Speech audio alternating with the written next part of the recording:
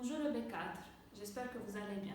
Aujourd'hui, on va expliquer la leçon numéro 30. Vous allez tous mettre vos livres de sciences devant vous et vous allez suivre avec moi. Vous regardez en même temps les pages. Ce sont les pages 88 et 89.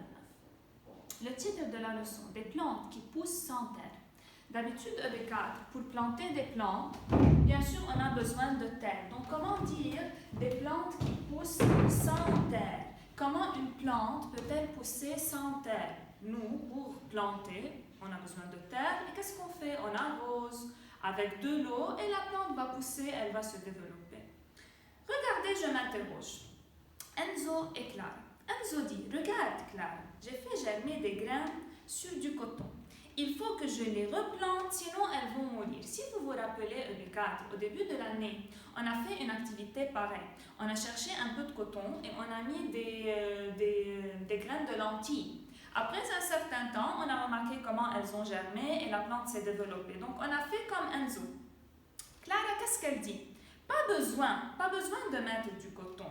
Regarde ma belle Jacinthe, elle pousse quand même sans terre. Donc Clara n'a pas mis de terre. Sans terre, sa Jacinthe a poussé. Comment est-il possible qu'une plante pousse sans terre, EB4? Si on réfléchit un peu, est-ce que Clara ou Enzo ont raison?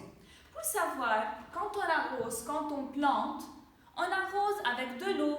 On met aussi des sels minéraux. Les sels minéraux sont des substances qui sont présentes dans l'eau. Alors la plante va grandir. Donc effectivement, EB4, ce n'est pas la terre elle-même qui fait pousser et développer les plantes. Ce sont l'eau et les sels minéraux absorbés par les racines. On va se rappeler un peu de deux notions qui ont été déjà prises dans des leçons précédentes. Je vais parler du mot chlorophylle et du mot plante chlorophyllienne. Qu'est-ce que la chlorophylle et qu'est-ce qu'une plante chlorophyllienne?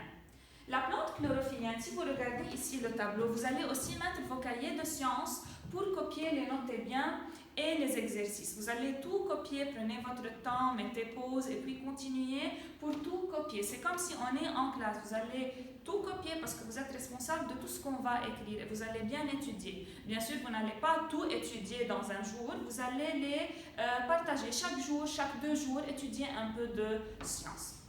Regardez avec moi, la chlorophylle. EB4, c'est un pigment vert qui est présent dans les feuilles des plantes chlorophylliennes. Un pigment, c'est ce qui donne la couleur. Par exemple, dans les carottes, il y a le carotène qui donne la couleur orange. Donc le pigment, il donne la couleur à ces plantes. La chlorophylle, c'est un pigment vert qui est présent dans les feuilles vertes. Donc, effectivement, la plante chlorophyllienne, c'est une plante qui possède de la chlorophylle. Autrement dit, tout simplement, la plante chlorophyllienne est une plante verte. Ça ne veut pas dire que toute la plante est verte. Il y a des élèves qui confondent et qui croient que si une plante, par exemple le coquelicot, a la couleur rouge, mais ça ne veut pas dire qu'il n'est pas une plante chlorophyllienne. Des tulipes, il y a des tulipes jaunes, bleues, violets, mais elles sont des plantes chlorophylliennes. Vous allez me dire, mais comment, madame? C'est parce que les feuilles sont vertes. Donc, une plante chlorophyllienne, c'est une plante qui a les feuilles vertes, donc qui possède de la chlorophylle. La chlorophylle, c'est un pigment vert qui est présent dans les feuilles vertes. Ça, c'est en ce qui concerne plante chlorophyllienne et chlorophylle. Donc, tout simplement, la plante chlorophyllienne est une plante verte. Dans cette leçon, on va parler seulement des plantes chlorophylliennes EB4. Parce que aussi, il y a des plantes qui ne sont pas chlorophylliennes, comme les champignons. Ne pensez pas à ça, c'est juste entre parenthèses pour savoir qu'il y a des plantes non chlorophylliennes, comme les champignons. En ce qui concerne les plantes chlorophylliennes, comme tous les êtres vivants sont les êtres humains, les animaux et les végétaux. Pour grandir, pour vivre, pour se développer, les êtres vivants ont besoin de se nourrir. Chaque être vivant se nourrit de sa propre façon. Les animaux, les êtres humains, on mange. Par contre, les végétaux se nourrissent grâce à leurs racines. Ils prennent la nourriture qu'ils ont besoin grâce à leurs racines. Ils vont absorber l'eau et les sels minéraux. Et grâce à leurs feuilles aussi, ils vont absorber un gaz qui est présent dans l'air qui est appelé le dioxyde de carbone. Dans l'air EB4, vous savez, il y a plein de gaz. Nous, on respire le dioxygène. C'est un gaz qui est présent dans l'air. Il y a d'autres gaz comme l'azote, comme l'hélium, le dioxygène, le dioxyde de carbone et d'autres gaz aussi. Pour les plantes plantes chlorophylliennes, attention, elles ne respirent pas le dioxyde de carbone. Elles prennent le dioxyde de carbone par les feuilles. Le mot respirer n'est pas correct, ne faites pas cette faute. On ne dit pas elles respirent. Nous, les êtres humains, on respire le dioxygène. Mais les plantes chlorophylliennes, elles prennent le dioxyde de carbone par leurs feuilles et elles absorbent l'eau et les sels minéraux par leurs racines. C'est grâce à ces trois éléments, eau, sels minéraux et dioxyde de carbone, que les plantes chlorophylliennes puissent rester vivantes et se développer. Si on regarde un peu maintenant le premier document 1, des salades qui poussent sans terre. Donc on revient au titre de la leçon, sans terre, comment une plante chlorophyllienne, une plante verte, peut-elle pousser sans terre? Observez bien cette figure. Je vois des laitues. C'est une espèce de laitue, mais elle n'est pas plantée dans une terre. Elle est hors sol. Quand on dit hors sol, c'est en dehors du sol. On ne l'a pas mis dans une terre. Regardez avec moi, la plupart des végétaux poussent naturellement dans la terre. C'est ce qu'on connaît. On a besoin de terre pour planter des végétaux. Pourtant, dans les serres, on cultive de nombreuses plantes hors sol, sans terre, comme on voit dans la figure qui est devant nous. Les racines trempent parfois directement dans l'eau minéralisée contenant des éléments minéraux. Il faut faire attention à quelque chose, EB4. L'eau seulement ne suffit pas pour que la plante puisse se développer.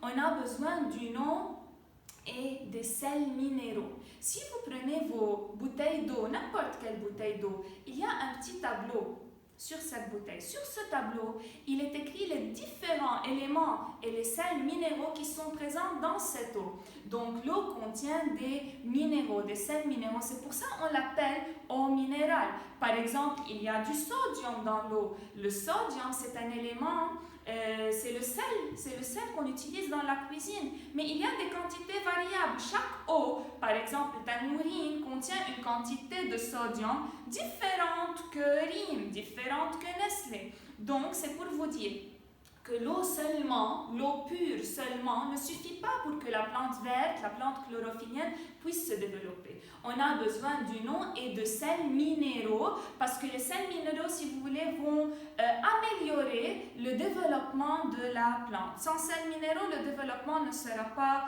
très bien fait. On continue à lire. Donc parfois directement dans de l'eau minéralisée contenant des éléments minéraux qui peut circuler dans des tubes. C'est le cas de la culture de salade présentée ci-contre. Donc pour ces cultures de salade, ils ne les ont pas mis dans de la terre, mais ils ont fait passer des tubes. Dans ces tubes, l'eau et les sels minéraux passent, les racines les absorbent et ainsi la plante peut se développer sans terre. Ça c'est en ce qui concerne la page 88. Maintenant, je passe à la page 89, document 2. La composition de l'eau minéralisée. Comme je viens de vous dire, chaque eau contient des sels minéraux, mais la quantité diffère d'une eau à une autre. Puisque c'est un livre français, ils ont pris le tonon. C'est une eau minérale naturelle qui vient des Alpes. Si vous regardez à côté ici dans le tableau, il est présent plusieurs sels minéraux. Par exemple, le calcium, le magnésium, le sodium, le potassium, bicarbonate, sulfate, nitrate, chlorure.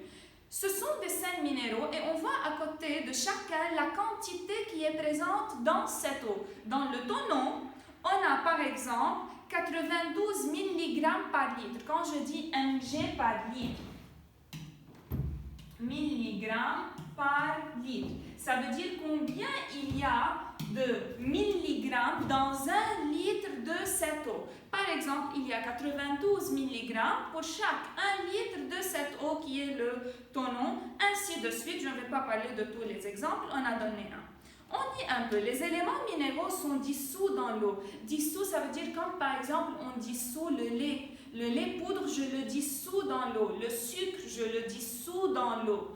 Aussi, les sels minéraux sont dissous dans l'eau, ils sont mélangés dans l'eau. Je ne peux pas les voir, mais je sais qu'il y a des sels minéraux dans l'eau. Selon l'eau minéralisée, la quantité d'éléments minéraux peut changer, comme je vous ai déjà dit.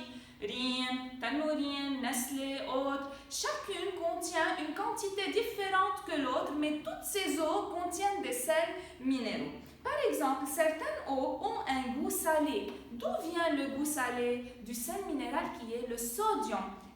Lisez avec moi, par exemple, certaines ont un goût salé car elles contiennent beaucoup de sodium. Et le sodium est un des éléments de sel de la cuisine. Donc, si vous sentez que l'eau est un peu salée, c'est à cause du sodium. Donc, ce document, c'est pour vous dire que l'eau minérale contient des sels minéraux et la quantité de sels minéraux diffère d'une eau à une autre. Je passe maintenant au document 3. Dans le document 3, c'est une expérience EB4, mais on va ajouter en bas, en utilisant le crayon, vous allez écrire ici et écrire là, je vais vous dire dans un instant. On a deux plantules de lentilles dans deux récipients. On a le premier récipient et le deuxième. On a des plantules de lentilles, si vous vous rappelez, je vous ai dit dans les expériences, tout ce qui est écrit au milieu, ce sont les points en commun, ce sont les ressemblances. Donc dans les deux, on a des plantules de lentilles, on a du coton, bien sûr exposé à la lumière, aucune est à l'obscurité.